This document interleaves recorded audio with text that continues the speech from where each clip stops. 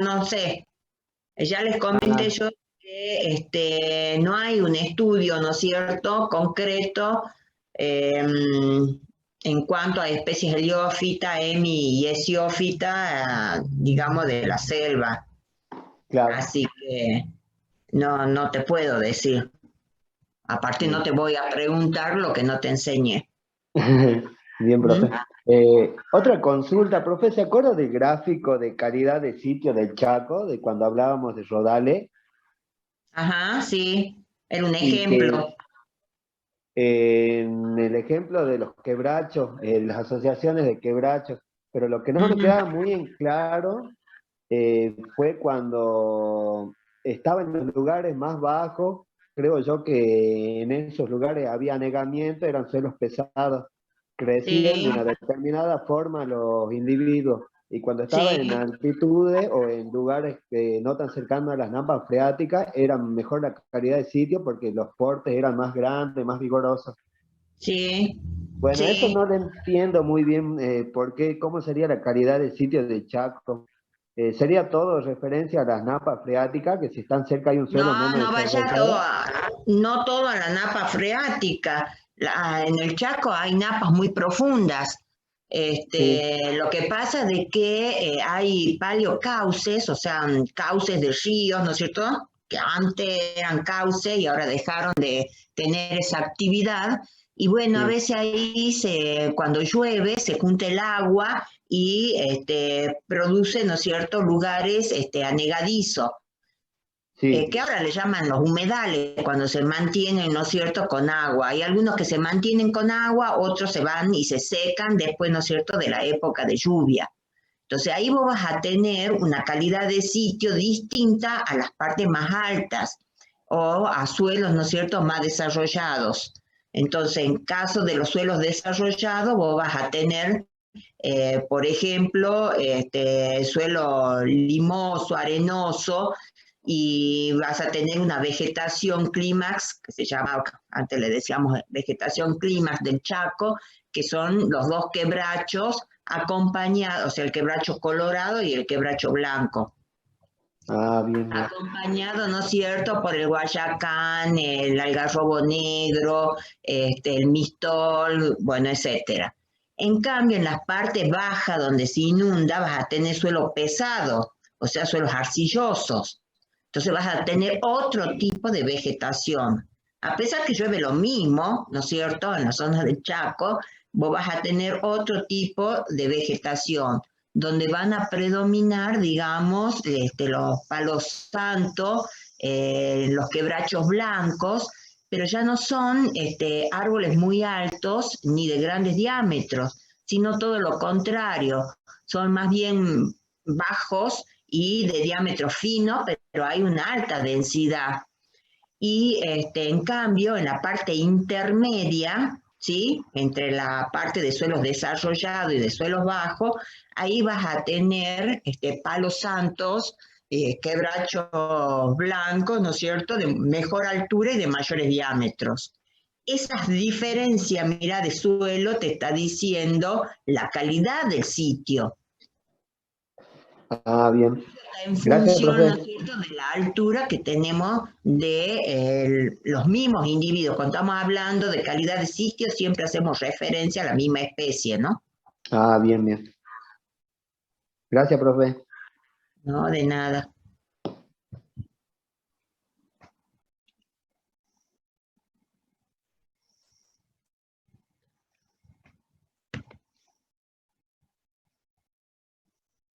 Por eso ahí podés diferenciar distintos tipos de rodales.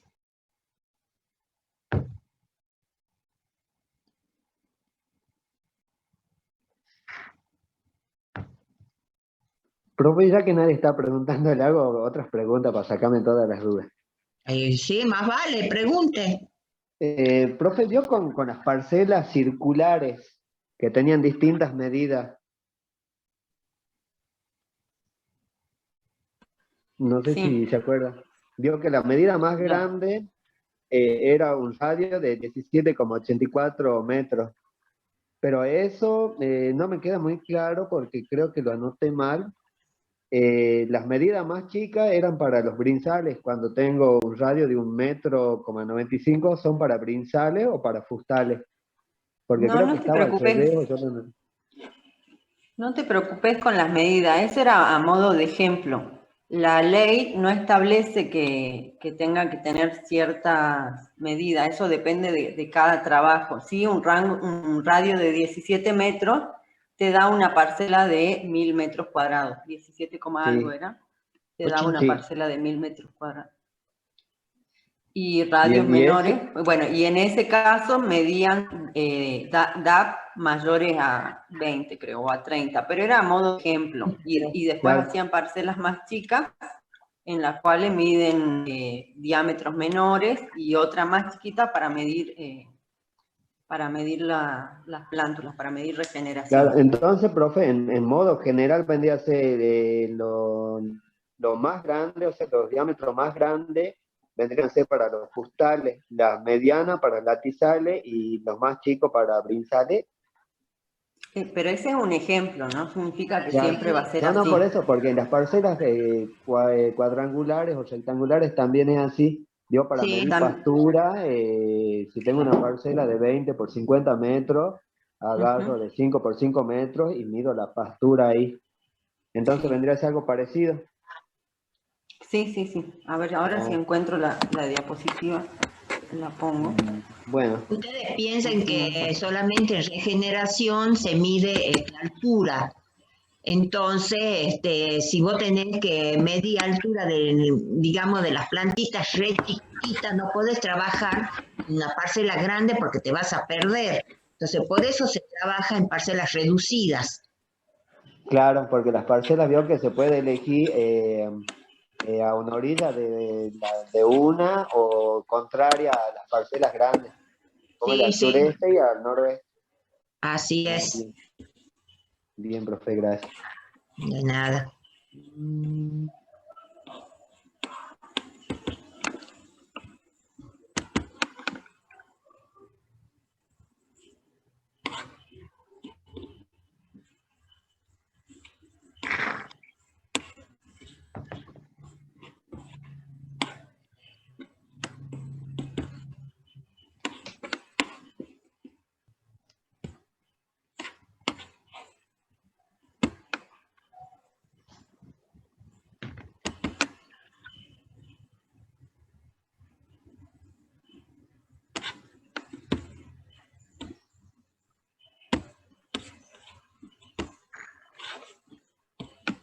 ¿Alguna otra pregunta? A ver si me está abriendo.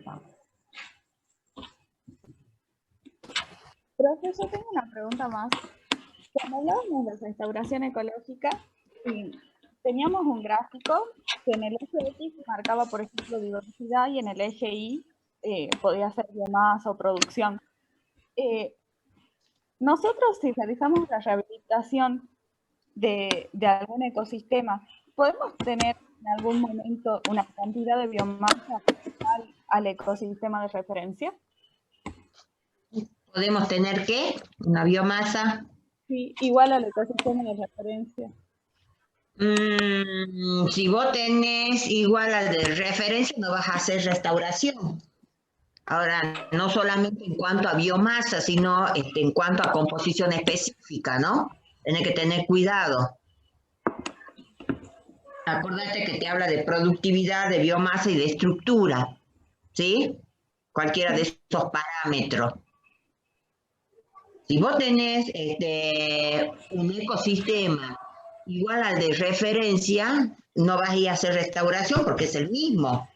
Entonces vos tenés que buscar siempre cómo era antes, o sea, un ecosistema histórico. Bien. En cuanto a composición específica, ¿no?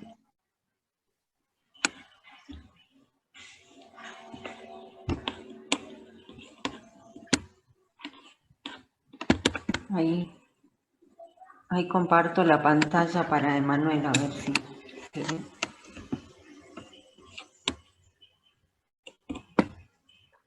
Pantalla. Sí. Sí, profe. Ah, ahí está. Bien, entonces ahí dice radio 17,84 para DAP mayores o iguales a 30 centímetros. Y en este caso usaban un radio de 9,77 para DAP de entre 10 y 30 centímetros. O sea, 29,9, porque, claro, todos son igual a 30, 29,9, ¿no? Porque tienen que ser excluyentes. 29,9. 29,9, sí.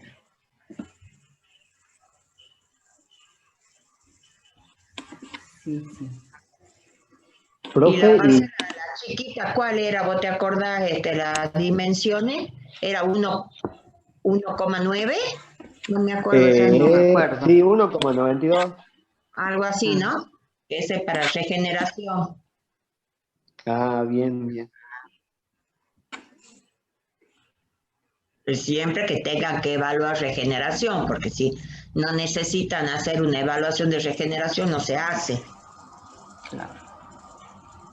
Pero está bueno, ¿no es cierto? Incluir la parte de regeneración para ver cómo viene ese rodal o esa masa. Profe, ¿y las parcelas circulares y rectangulares se utilizan indiferentemente en cualquier lado de una pendiente o hay algunas ventajas o desventajas de alguna y otra?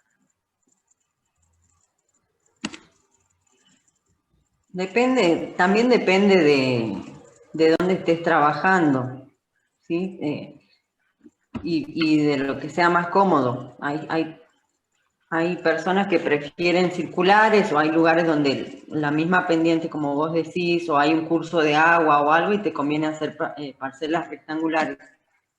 Pero te vuelvo a repetir que la ley no dice nada en cuanto a la forma o al tamaño que tienen que tener las parcelas. Ah, bien. Profe, pero en las parcelas circulares se elimina el efecto borde, ¿verdad? Claro. Ah, bien. Esa es una de Sí, las pero ventajas. siempre, sí, o sea, tenés menos efecto borde, pero siempre tenés que poner vos los criterios para ver si incluís o no incluís, si justo hay un árbol en el perímetro de la parcela, si lo vas a incluir o si no, esos son criterios que lo tenés que establecer antes. Ah, bien, bien. Entonces eso tengo que poner en mi desarrollo de lo que vendría a ser, de cómo voy a ir a hacer el muestreo a campo, todo eso. Claro, eso sí. Ah, bien. Sí, en el diseño de muestreo va todas esas indicaciones. Uh-huh. Ah, bien, profe. Profe, y en el diseño de muestreo también es donde se ve cuánto de porcentaje tengo que hacer muestreo de mi superficie total, eso. La Todo intensidad va, de muestreo, sí. todo. El Ah, diseño, vos estás sentado, ¿no es cierto?, en un escritorio y estás diseñando, estás viendo cómo vas a trabajar en el campo. O sea, y tenés que pensar de que generalmente no es una persona la que va a hacer la medición, sino que son varios. Entonces, todos tienen que saber lo que tienen que hacer en cada situación. bien, profe. Gracias, profe.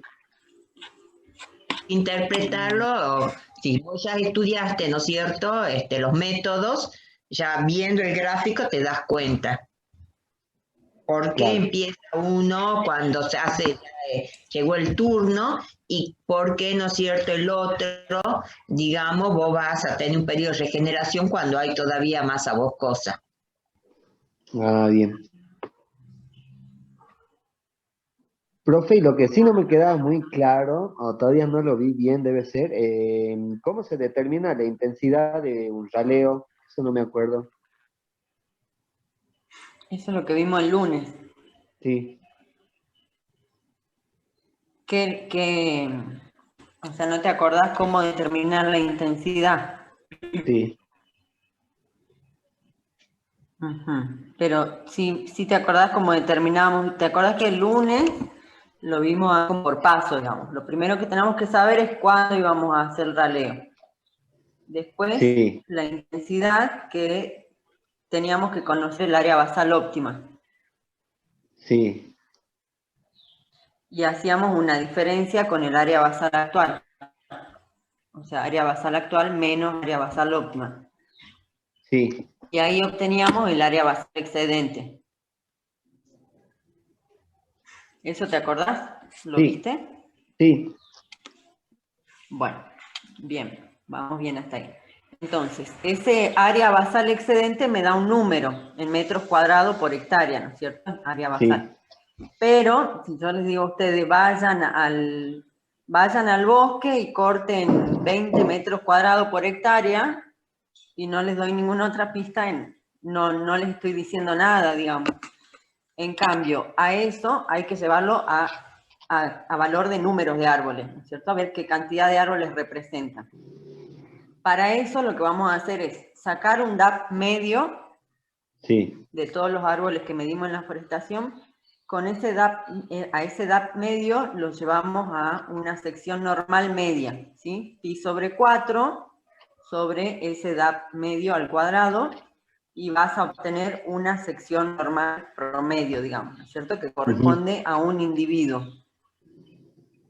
Entonces, hacemos una regla de 3 simple y decimos si esta sección normal, estos metros cuadrados corresponden a un individuo, el valor que te dio el área basal excedente, o sea, los metros cuadrados por sí. hectárea, ¿a cuántos individuos corresponden? Ah, bien, bien. Y Claro, y ahí es donde, ahí y me va a ahí decir tenés los cuántos números. individuos tengo que sacar cada hectárea o cuántos podría sacar, que vendría a Claro, ser mi excedente. Ah, bien. claro. Y es distinto a que yo te diga, anda, vamos y sacamos, ponele 100 árboles por hectárea. Es distinto a que te diga el valor en metros cuadrados, ¿sí? Ah, bien, Entonces bien. ahí ya sabes, esa es la intensidad de raleo.